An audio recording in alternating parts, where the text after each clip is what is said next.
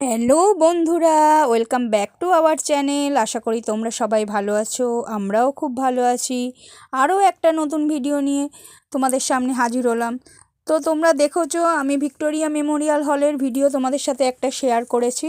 ওটা ছিল হচ্ছে ভিক্টোরিয়া মেমোরিয়ালের বাইরের আর কি পরিবেশটা কেমন, সেটা তোমাদের সাথে শেয়ার করেছিলাম। এরপর বলি, ভিক্টোরিয়া মেমোরিয়াল হলের ভিতরে একটা মিউজিয়াম আছে, যে 50 টাকা দিয়ে টিকিট কাটছো তোমরা পার হেড, যে গেটে ঢোকার জন্য আর কি। সেই টিকিট দিয়েই তোমরা এই মিউজিয়ামের মধ্যে প্রবেশ করতে পারবে।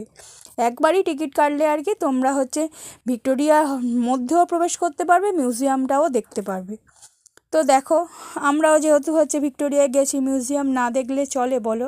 কত স্থাপত্য ভাস্কর্য এর মধ্যে, নিদর্শনের মধ্যে রয়েছে। তো চলো সেটাই তোমাদের সাথে শেয়ার করি। মিউজিয়ামে দেখো, মিউজিয়ামে ঢোকার আর কি লাইন পড়েছে দেখো, আশা করি তোমরা বুঝতে পারছো এই মিউজিয়ামের লাইন। তো আমরাও গিয়ে দেখো আস্তে আস্তে লাইনে দাঁড়িয়ে পড়ছি। এই বাবা আগে যাচ্ছে, গিয়ে লাইনে দাঁড়াচ্ছে। এটা টোটাল হচ্ছে লাইন। এখানে তুমি ভিতরে ছবি তুলতে পারবে, কোনো অসুবিধে নেই, কিন্তু প্লাস্টিকের কোনো জিনিস তুমি ভিতরে অ্যালাউ করবে না। প্লাস্টিক বলো, ম্যাচেস বলো, এইসব থাকলে কিন্তু অ্যালাউ করবে না ভিতরে। প্লাস্টিকের যে কোনো জিনিস হচ্ছে তোমাকে হচ্ছে বাইরে রেখে যেতে হবে। প্রথমে ওরা চেক করবে, জিজ্ঞেস করবে প্লাস্টিকের জিনিস আছে কিনা, তুমি দিলে ভালো। তারপরে পরবর্তীকালে ব্যাগ হচ্ছে মানে কি বলবো, ব্যাগ স্ক্যান করবে, সেখানে যদি থাকে সেখানে রেখে যেতে বলবে। ব্যাগ এমনি ব্যাগ নিয়ে ভিতরে অ্যালাউ আছে, কিন্তু কোনো প্লাস্টিকের জিনিস ভিতরে অ্যালাউ করবে না। তারপরে চেকিং হবে।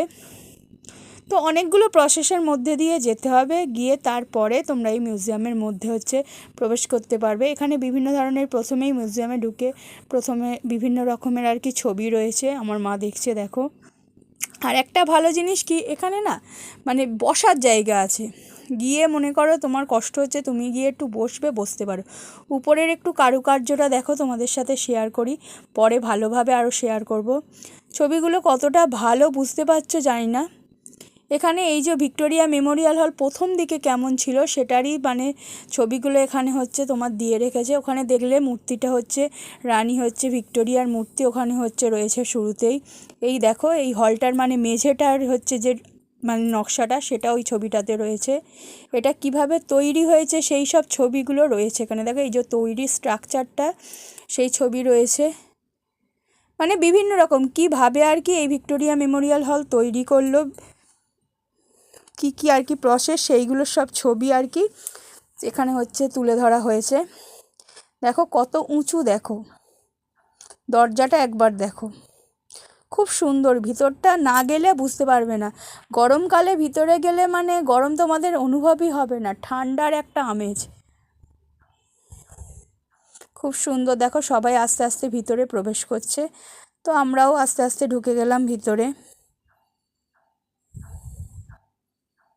মানে অনেক জায়গায় দেখেছি যে তোমার গেটে ঢোকার জন্য মানে একটা টিকিট দিতে হয়, আবার মিউজিয়ামে প্রবেশ করার জন্য আলাদা টিকিট মূল্য লাগে।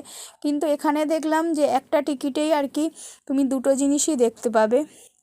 মানে ভিক্টোরিয়ার বাইরের প্রাকৃতিক সৌন্দর্য অনুভব করতে পারবে, চাইলে মিউজিয়ামে প্রবেশ করতেও পারো, নাও করতে পারো, কিন্তু ওই একই টিকিট দিয়ে মিউজিয়ামের ভিতরেও প্রবেশ করতে পারবে। আমরা আগে যখন গিয়েছিলাম, মানে তখন অনেক আগের কথা বলছি, তখন আমি এই মিউজিয়ামে প্রবেশ করিনি, শুধু বাইরে থেকে দেখে চলে গিয়েছিলাম। তো এবারে ভাবলাম এসছি, দীপশাকে দেখাবো। তো মিউজিয়ামটা দেখো, ওই যে উপরে দেখো ওই ডিডি টাইপের, যে ওখানে বিভিন্ন রকমের ছবি কারুকার্য করা আছে, ভালোভাবে বুঝতে পারলে না হয়তো। খুব সুন্দর ভিতরটা দেখো, সবাই ছবি তুলতে ব্যস্ত। কাজগুলো দেখো, কারুকার্যগুলো একবার দেখে নাও। উপরে দেখো ডোম মতো রয়েছে, চূড়াটা খুব সুন্দর। এটা আমার খানিকটা লাগলো আর কি মায়াপুরে সেই চন্দ্রোদয় মন্দির দেখেছিলাম সেরকম, মাথাটা সেই রকম আদলের লাগলো খানিকটা। চন্দ্রোদয় মন্দিরেরও মায়াপুরের তোমাদের সাথে ভিডিও আগে শেয়ার করেছিলাম, দেখবে যদি কেউ, আমার পুরনো বন্ধুরাও সেই ভিডিওটা অবশ্যই দেখেছো, দেখবে তোমরাও কম্পেয়ার করতে পারবে। আমার তো ওই মানে ওই মন্দিরের চূড়াটার মতোই আর কি এই চূড়াটাও লাগলো।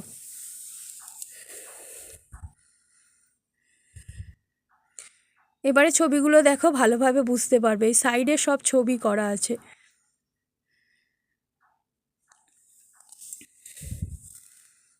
এই যে এই সাইডে দেখো সব বিভিন্ন রকমের আর কি রাজাদের আর কি কীর্তি আর কি এখানে ছবির আকারে প্রকাশ পেয়েছে।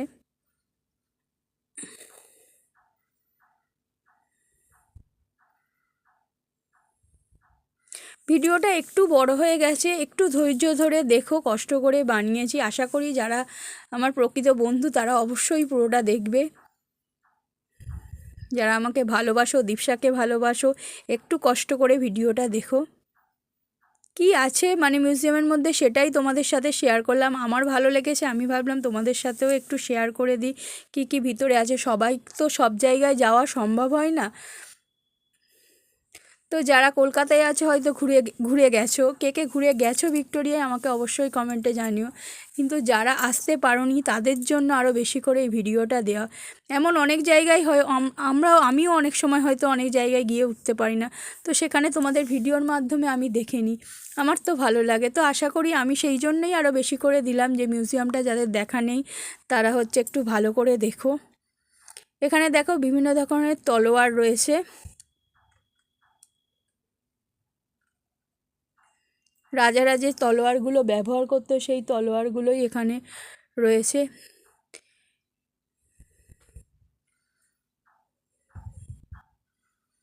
তো সবাই একে একে লাইন দিয়ে আর কি দেখছে, সবাই ভাবছে ছবি তুলবো, ওই জন্য অত ভিড় হয়ে গেছে।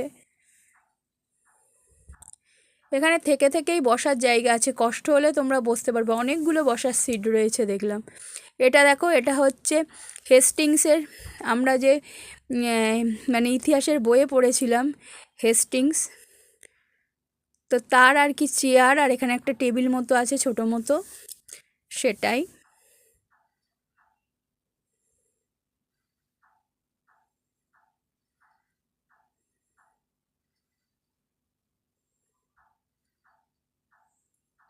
হেস্টিংস আমরা ইতিহাসে পড়েছিলাম, ওই 10 শালা বন্দোবস্ত, 1 শালা বন্দোবস্ত, এইগুলো পড়ার সময় আমরা হেস্টিংসের নাম পড়েছিলাম। তো তখন সেইখানেই হেস্টিংসেরই আর কি চেয়ার আর টেবিল ওখানে আর কি রাখা রয়েছে। এখানে দেখো যে বর্মা ইউজ করা হতো আর কি, ঢাল ঢাল যেগুলোকে আমরা বলি, ঢাল তলোয়ার, এখানে সব ঢাল তলোয়ার সাজানো রয়েছে। একবার হচ্ছে কারুকার্যগুলো দেখো, দরজার কারুকার্যগুলো, জানলার কারুকার্যগুলো তোমাদের সাথে শেয়ার করলাম। এই দেখো এই ঢাল রয়েছে, আর যে যে তলোয়ারগুলো ইউজ হতো সেই তলোয়ারগুলো এখানে রয়েছে। মেঝেটা দেখো, মিউজিয়ামের মেঝেটা একবার দেখো, পুরো চকচক হচ্ছে, এত মানুষের ভিড় কিন্তু এত সুন্দর মানে এরা মেনটেনেন্স করেছে, কি বলবো, খুব সুন্দর লাগছে। মেঝেটাও তোমাদের সাথে শেয়ার করলাম, মেঝের কারুকার্য। মাঝখানেই একটা রানী ভিক্টোরিয়ার মূর্তি রয়েছে বড় মতো দেখলে। এরপরে এইটা দেখো কামান, দুদিকে যে কামান থাকে, আমরা ইতিহাসে কামানের কথা পড়েছি, পলাশির যুদ্ধে কামান ইউজ করা হতো, এখানে সেই কামানগুলোই রাখা হয়েছে। দেখো কামানগুলো দেখো কি সুন্দর, দুদিকেই দুটো কামান আছে। দেখো এখানে লেখাই রয়েছে, মানে সব ইনফরমেশান এখানে তোমার দেওয়া আছে, কোনটা কী ক্ষেত্রে ব্যবহৃত হয়েছে, সব কিছু তো ছবিতে তোলা সম্ভব না। তো তোমাদের সাথে যতটা পেরেছি আমি শেয়ার করে দিচ্ছি। ওখানে যে মূর্তিটা দেখলে কতটা বুঝতে পারলি জানি না, ওটা ক্লাইভের মূর্তি, রবার্ট ক্লাইভ। এ দেখো দুদিকে দুটো বললাম কামান রয়েছে, ওই সাইডে একটা কামান ছিল, এই একটা কামান।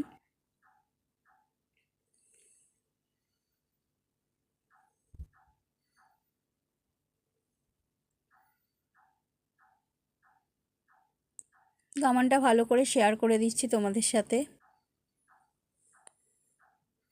যারা একটু পড়বে একটু পজ করে নিয়ে পড়ে নিও। পলাশির যুদ্ধে এই কামানগুলো ব্যবহার হয়েছিল, দীপশা ভালো করে কামানটাকে দেখছিল। আর ওই দেখো ওই যে মূর্তি ছিল দেখলে, ওটা রবার্ট ক্লাইভের মূর্তি। এইগুলো দেখো ছোড়া, যে ছোড়াগুলো ইউজ হয় সেইগুলো, এখানে বাবর, হুমায়ুন এদের সব হচ্ছে ব্যবহৃত আর কি তলোয়ার, ছোড়া এগুলো রয়েছে। দেখো ঢাল বলছিলাম, ঢাল রয়েছে রাখা, এখানে লেখা আছে কোনটা কে ব্যবহার করতো, সেগুলো সব লেখা আছে। ওই যে ছোট ছোট চিরকুটগুলো দেখছো, ওই কাজের মধ্যে সব লেখা আছে, কি দিয়ে তৈরি, কারা ব্যবহার করতো। এই দেখো বন্দুক, এই রাইফেলগুলো তখনকার দিনে ব্যবহার হতো।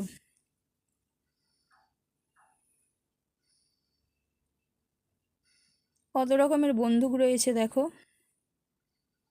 এটা আমরা একতলায় রয়েছি, দোতলায়ও ওঠা যায় আর কি, এই দেখো তোমাদের দাদা ভাই, আমার মা, বাবা, বিশুদা, দীপশা সবাই দেখছে। এটা একতলার আর কি, পুরোটা আমি তোমাদের সাথে শেয়ার করলাম। দোতলায়ও যাওয়া যায়, দোতলায়ও হচ্ছে তোমার অনেক কিছু দেখার আছে, কিন্তু আমি আর দোতলায় গিয়ে উঠতে পারিনি। তো একতলাটাই আর কি, একতলায় কি কি আছে আর কি গ্রাউন্ড ফ্লোরে, সেটাই তোমাদের সাথে শেয়ার করলাম। যারা যাবে তাদের বলে দিচ্ছি আমি, অনেকেই বুঝতে পারছে না যে দোতলায় আর কি যাওয়া যায়। তো তোমাদের দাদাভাই আর দীপশা গেছিলো, আমি আর যাইনি। তো দোতলায়ও দেখার অনেক কিছু জিনিস আছে, এইসব রাইফেলই আছে।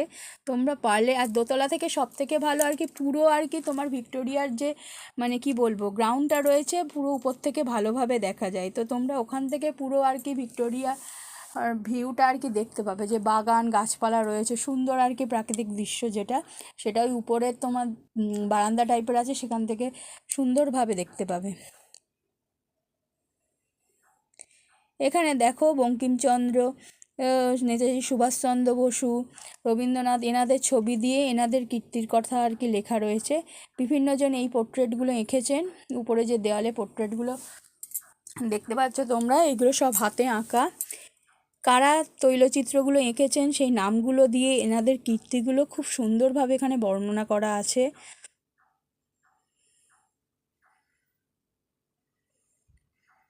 অনেকেরই ছবি এখানে উপস্থিত আছে। দেখো দেখো এই যে বাল গঙ্গাধর তিলক বলে ওনার যা যা কীর্তি সেগুলো সব লেখা রয়েছে।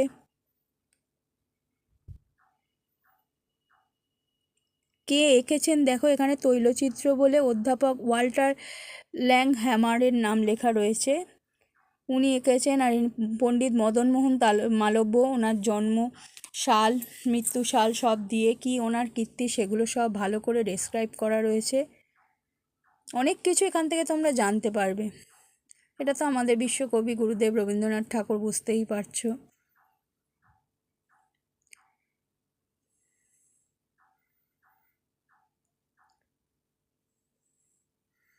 তো যেটা বলছিলাম, অনেকেই বুঝতে পারো না যে দোতলায় যাওয়া যায়। তো সেটাই বলছি, যদি কেউ হচ্ছে ভিক্টোরিয়া মেমোরিয়াল হলের এই মিউজিয়ামে যাও, দোতলায়ও ঘুরে আসবে, যেন একতলা থেকে ফিরে এসো না। দোতলায়ও অনেক কিছু হচ্ছে মানে দেখার জিনিস আছে। ওখানে প্রজেক্টারে অনেক কিছু হচ্ছে দেখানো হয়ে থাকে, ইতিহাস রিলেটেড আর কি বিষয়। তো তোমাদের সেগুলো দেখলে আশা করি ভালো লাগবে। দেখো স্বামী বিবেকানন্দ রয়েছেন, ওনার সম্বন্ধে ছবি মানে লেখা রয়েছে।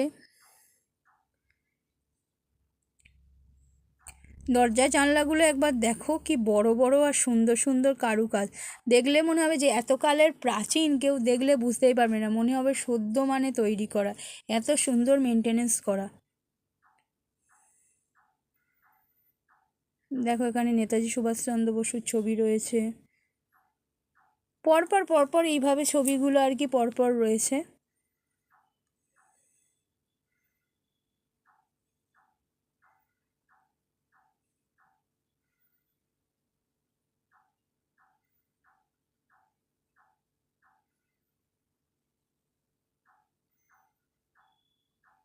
খুব সুন্দর করে ওনাদের পোর্ট্রেটগুলো আর কি আঁকা রয়েছে।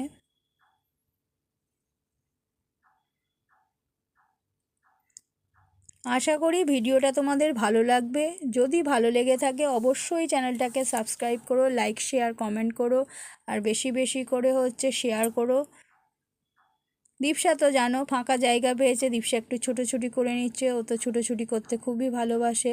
দেখো ফাঁকা জায়গা পেয়েছে আর কিরম ছুটে যাচ্ছে, দেখো ওর তো খুব মজা হয়েছে। ও মানে সব থেকে ভালো ওর জিনিসটা দেখলাম, ও আর কি ওর বইয়ের সাথে না জিনিসগুলোকে রিলেট করতে পারছিল, রিলেট করতে পারাতে আর কি ওর খুব ভালো লাগছিলো জিনিসগুলো দেখতে। আর এখানটায় ফাঁকা জায়গা পেয়েছে, খানিকটা খেলে নিচ্ছে।